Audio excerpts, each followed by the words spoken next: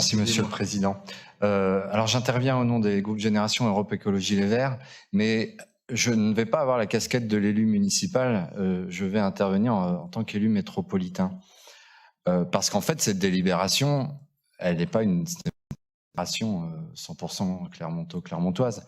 Si elle est présentée ici ce matin, c'est parce que les questions qu'elle soulève sont des questions de compétences métropolitaines et c'est pour cela qu'elle a été présentée.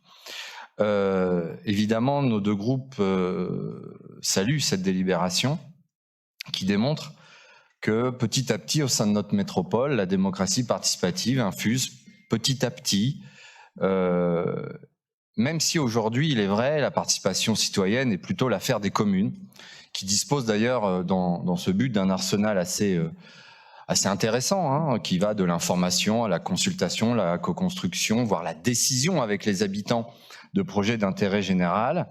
Ce sont surtout en effet les communes qui disposent de cet arsenal, mais le cadre dans lequel ces démarches sont amenées à intervenir dorénavant, selon nous, doit évoluer et sortir du cadre uniquement municipal.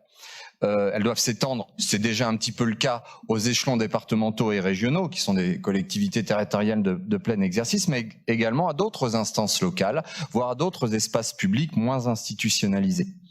Et on en a eu il n'y a pas très longtemps un bon exemple avec le Conseil de développement du Grand Clermont qui, un petit peu à l'image de la Convention citoyenne pour Clermont, a sollicité plusieurs dizaines d'habitants afin que ceux-ci puissent formuler, à l'issue d'un travail de plusieurs mois, un certain nombre de propositions à destination des communes membres et de leurs intercommunalités.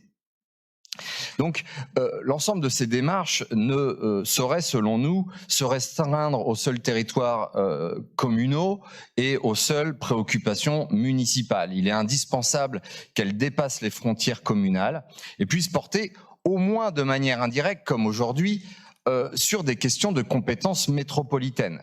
Et si on veut prendre d'autres exemples que les conventions citoyennes, bien le cas des budgets participatifs le montre très très bien, puisque un certain nombre des projets qui sont présentés dans ce genre de démarche-là peuvent très bien relever de compétences métropolitaines. Donc il est question ici dans cette délibération de la convention citoyenne pour Clermont-Ferrand, il est vrai, mais particulièrement parce que les 70 personnes tirées au sort qui ont travaillé pendant 9 mois sur les transitions du territoire ont fait parmi leurs 40 propositions, certaines qui relevaient de la compétence métropolitaine. Et il ne faut pas s'en étonner, puisqu'il était question de leur demander de travailler sur la transition du territoire. Et si l'on tient compte du fait que les compétences métropolitaines portent sur des aspects fondamentaux, quotidienne des habitants, il n'est pas étonnant que parmi ces 40 propositions, il y en ait un certain nombre qui relèvent des compétences de cette assemblée. Alors, bien entendu, les mobilités, le développement économique, l'urbanisme, tout ce qui a été présenté. Et donc, c'est plutôt une satisfaction pour nous de voir que la métropole a décidé de son côté de se saisir de ces propositions et d'apporter un premier ensemble de réponses. Et bien, c'est une première réponse. Comme l'a dit Cyril Sineux tout à l'heure, annuellement, il y aura un bilan d'étape pour voir comment la métropole continue d'apporter des réponses à ces différentes propositions. Et cela s'inscrit dans un ensemble de démarches portées notamment par Cyril Sineux qui montrent bien que progressivement, la démocratie participative s'inscrit de plus en plus dans les habitudes de la métropole, dans le travail des services métropolitains. Au-delà des démarches réglementaires, qui sont d'ailleurs souvent très encadrées, eh bien, il y a de plus en plus de démarches qui sont portées par la métropole, qui reposent sur les que il n'est plus possible aujourd'hui de décider sans nos concitoyens et petit à petit cette culture de la participation s'inscrit dans les processus décisionnels.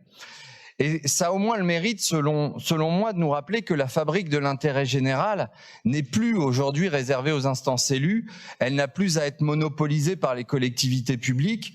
La fabrique de l'intérêt général doit au contraire aujourd'hui s'ouvrir à d'autres intérêts. ceux des associations, des entreprises, des experts, des citoyens en somme de manière générale. Ainsi, on l'a vu tout à l'heure, qu'il s'agisse des projets de requalification ou d'aménagement dans le cadre de l'ANRU, dans le cadre de la création d'une ZAC, dans le cadre de la requalification de la place de Lille et Salford, eh bien la métropole porte des innovations parfois assez avant-gardistes. Je ne reviens pas sur ce que j'ai dit tout à l'heure en réponse à Madame Laporte concernant la désignation d'un assistant maîtrise d'usage qui, pour la requalification de la place de Lille, constitue vraiment une innovation vraiment intéressante.